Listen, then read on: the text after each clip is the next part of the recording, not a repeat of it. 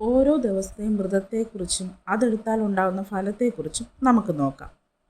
ഞായറാഴ്ച വ്രതം. ആദിത്യ പ്രീതിക്കാണ് ഞായറാഴ്ച വ്രതം അനുഷ്ഠിക്കുന്നത്. ത്വക്ക് രോഗങ്ങൾ മാറാനും നേത്രരോഗങ്ങളും മാറാനുമാണ് ഈ വ്രതം പ്രധാനമായും നോക്കുന്നത്. സൂര്യൻ ഗ്രഹനായതുകൊണ്ട് തന്നെ വീട്ടമ്മമാർ ഭർത്താക്കന്മാർക്ക് വേണ്ടിയും കുടുംബത്തിൻ്റെ ഐശ്വര്യത്തിനു വേണ്ടിയും ഈ വ്രതം നോക്കാറുണ്ട്. സർവപാപഹരവും ഐശ്വര്യപ്രദവുമാണ് ഞായറാഴ്ച വ്രതം. ഏത് ഗ്രഹങ്ങളുടേതായാലും ശാന്തികർമ്മങ്ങൾ അനുഷ്ഠിക്കുന്നതിന് മുമ്പ് ആദിത്യ പൂജയും ഭജനവും ചെയ്യേണ്ടതാണ്. അതുപോലെ ആദിത്യപ്രീതികരമായ ഞായറാഴ്ച വ്രതം ഏറ്റവും ഉത്തമവും ഫലപ്രദവുമാണ്.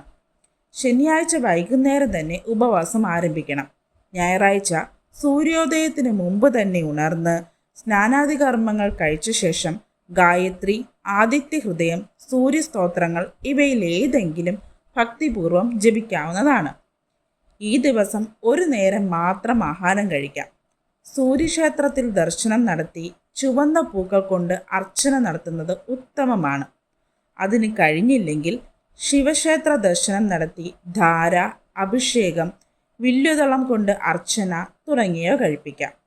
വൈകിട്ട് അസ്തമയത്തിന് മുമ്പ് തന്നെ സ്നാനാദി കർമ്മങ്ങൾ കഴിച്ച് ആദിത്യ ഭജനം നടത്തണം. അസ്തമയ ശേഷം സൂര്യപ്രീതികരങ്ങളായ സ്തോത്രങ്ങൾ, ആദിത്യ ഹൃദയം തുടങ്ങിയവ ജപിക്കാൻ പാടില്ല എന്ന് വിധിയുണ്ട്.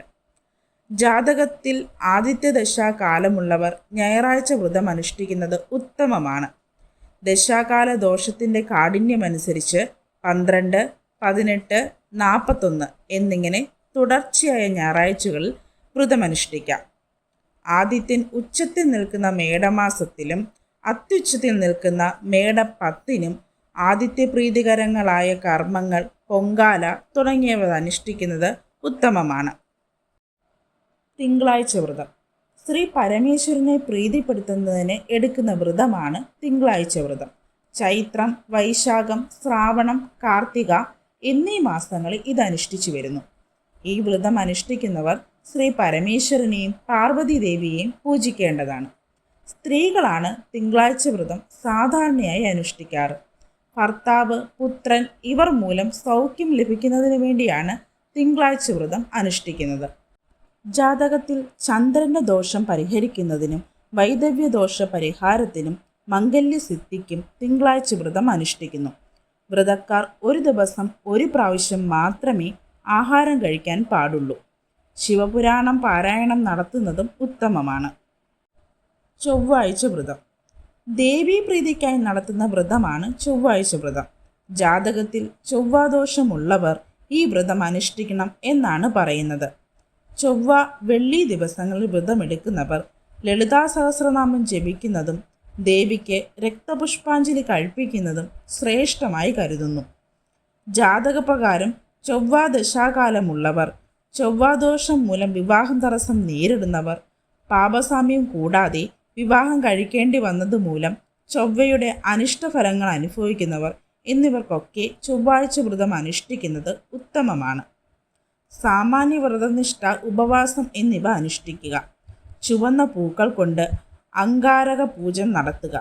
അങ്കാരക സ്തോത്രങ്ങൾ ജപിക്കുക എന്നിവയാണ് ഈ ദിവസം ചെയ്യേണ്ടത്. ചൊവ്വ ഉച്ചരാശിയായ മകരത്തിൽ സഞ്ചരിക്കുന്ന കാലം ഈ വ്രതം അനുഷ്ഠിക്കുന്നത് കൂടുതൽ ഫലപ്രദമായിരിക്കും. വ്രത ദിവസം സന്ധ്യ കഴിഞ്ഞ് ഉപ്പ് ചേർന്ന ആഹാരം കഴിക്കരുതെന്നും വിശ്വസിക്കപ്പെടുന്നു. ദോഷകാഠിന്യമനുസരിച്ച് 12, 18, 41 എന്നീ കണക്കിൽ തുടർച്ചയായ ചൊവ്വാഴ്ചകളിൽ വ്രതമനുഷ്ഠിക്കാം. വ്രത ദിവസം സുബ്രഹ്മണ്യ ക്ഷേത്ര ദർശനം നടത്തുന്നതും സുബ്രഹ്മണ്യ പ്രീതികരങ്ങളായ സ്തോത്രങ്ങളുടെ ജപവും നടത്തേണ്ടതാണ്. ബുധനാഴ്ച വ്രതം. വിദ്യാലാഭ സിദ്ധിക്കാണ് ബുധനാഴ്ച വ്രതം അനുഷ്ഠിക്കുന്നതെന്നാണ് പറയപ്പെടുന്നത്. ബുധപൂജ ചെയ്യുന്നതും കൂടാതെ ദാനധർമ്മങ്ങൾ അന്നേ ദിവസം ചെയ്യുന്നതും വളരെ ഉത്തമമായി കരുതപ്പെടുന്നു. ബുധദശാകാലമുള്ളവർ ബുധനാഴ്ച തോറും ഈ വ്രതം അനുഷ്ഠിക്കുന്നത് ഉത്തമമാണ്. സാമാന്യ വ്രതവിധികളും ഉപവാസവും അനുഷ്ഠിക്കുക. വ്രത ദിവസം പച്ച നിറമുള്ള പൂക്കൾ കൊണ്ട് ബുധനെ പൂജിക്കുക. ശ്രീകൃഷ്ണ ക്ഷേത്ര ദർശനം നടത്തുകയും ചെയ്യണം. വ്യാഴാഴ്ച വ്രതം. വിഷ്ണുപ്രീതിക്കായി അനുഷ്ഠിക്കുന്ന വ്രതമാണിത്. വ്യാഴം ദശാകാലമുള്ളവർ വ്യാഴാഴ്ച വ്രതം അനുഷ്ഠിക്കുന്നതും ശ്രേയസ്സിന് കാരണമാകുന്നു.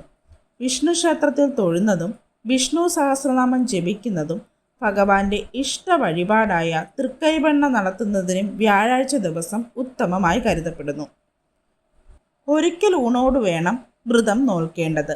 പാലും നെയ്യും ദാനം നടത്തുന്നതും ശ്രേഷ്ഠമായി കരുതുന്നു. സന്താന സൗഭാഗ്യത്തിന് വ്യാഴാഴ്ച വ്രതം നോൽക്കുന്നത് അത്യുത്തമമായി കരുതപ്പെടുന്നു. സാമാന്യ വ്രതവിധിയും ഉപവാസവും ഇവിടെയും ആവശ്യമാണ്. വ്രത ദിവസം വിഷ്ണു ക്ഷേത്ര ദർശനം, മഞ്ഞപ്പൂക്കൾ കൊണ്ട് വ്യാഴപൂജ എന്നിവ അനുഷ്ഠിക്കേണ്ടതാണ്. തുടർച്ചയായി നിശ്ചിത വ്യാഴാഴ്ചകളിൽ വ്രതമനുഷ്ഠിച്ച ശേഷം വ്രതസമാപ്തി വരുത്തുന്ന വ്യാഴാഴ്ച വിഷ്ണുപൂജ, വ്യാഴപൂജ എന്നിവ നടത്തുകയും തുടർന്ന് ബ്രാഹ്മണ ഭോജനം നടത്തുകയും വേണം. തികച്ചും സ്വാത്വികമായ മനോഭാവത്തോടുകൂടി വേണം വ്യാഴാഴ്ച വ്രതം അനുഷ്ഠിക്കുവാൻ. വെള്ളിയാഴ്ച വ്രതം അന്നപൂർണേശ്വരി, മഹാലക്ഷ്മി എന്നിവർക്കായിട്ടാണ് വെള്ളിയാഴ്ച വ്രതം കൂടുതലായും എടുക്കുന്നത്. മംഗല്യസിദ്ധിക്കും ധനധാന്യ സമ്പൽ സമൃദ്ധിക്കുമാണ് സ്ത്രീകൾ ഈ വ്രതം പ്രധാനമായും അനുഷ്ഠിക്കേണ്ടത്. വെള്ളിയാഴ്ചകളിൽ ദേവീക്ഷേത്ര ദർശനം നടത്തി ലളിതാ സഹസ്രനാമം പാരായണം ചെയ്യുന്നത് വളരെ ഉത്തമമായിട്ടാണ് കരുതപ്പെടുന്നത്.